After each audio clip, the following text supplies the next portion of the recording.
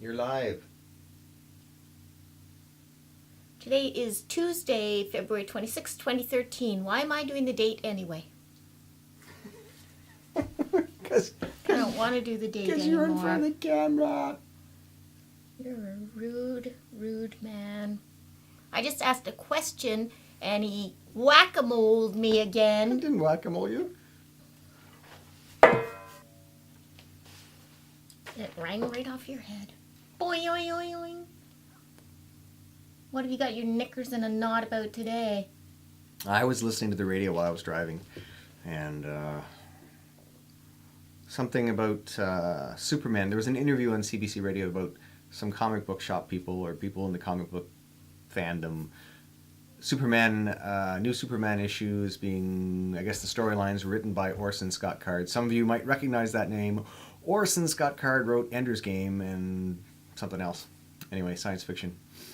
And apparently people have decided that this man is a homophobe or something because he made a statement at some point about the gay marriage thing, saying he was against the whole concept. And it was funny. I was listening to the program and I was thinking, well, what if he's not a homophobe? What if he's just very passionate about marriage is marriage, man and a woman, has been for thousands of years, and having a government just say, well, you know what, we're just going to make, this 1,000-year tradition, we're just going to make that, hell, anybody can be married.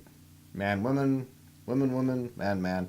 Maybe he took exception to that because, maybe that came to my mind because I've thought about that quite a bit. When the whole debate came about, I thought, how can they just call these two things equal when there are so many things that humankind has an issue with tradition. It's always been this way. And I thought it's interesting how the tradition of marriage just kind of got tossed aside really quickly when there are so many things in our culture, in the legal system especially, the Bible, you got to swear in the Bible to do this, you got to swear in the Bible to do that. That's managed to linger, and there's all kinds of people that say, hey, why are we still using the Bible? Because there's all these other religions. Anyway, so now read what the quote. Well, I'm not reading that. I can't read it because I'm not wearing my glasses. Well, you have to put your glasses on. Come on, read I'm not reading it. Hang on one second. Too confrontational for me. So the quote reads as follows by Orson Scott Card. Regardless of law, marriage has only one definition, and any government that attempts to change it is my mortal enemy. I will act to destroy that government and bring it down, so it will be replaced with a government that will respect and support marriage and help me raise my children in a society where they will expect to marry in their turn. Let me see that.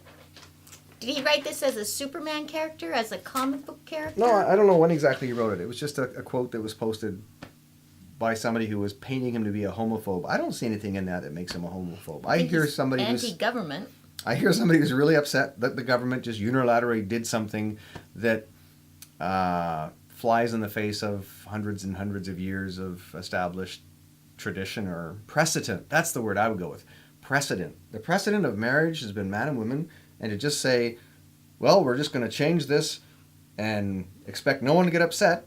Why is it so important that it be man and woman? Why was it ever man and woman? Well, it's not. How did it come into being? It's not the point. It's that it always was that way, and there are people who grew up with it being that way, and then someone came along and said, you know what? We're going to just say that which you're used to. We're going to, make it something different. That was your opening to say something about bloodlines.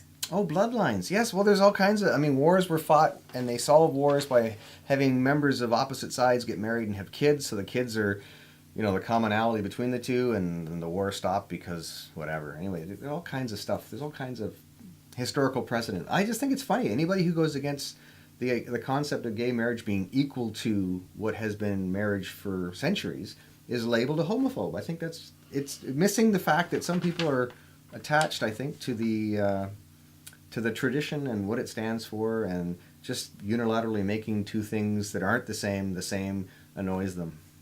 I just find that a predictable response, that someone would get annoyed, and I think it's peculiar that the government just ignored it and didn't worry about it. And I'm surprised more people didn't get upset and say, look, this is ridiculous.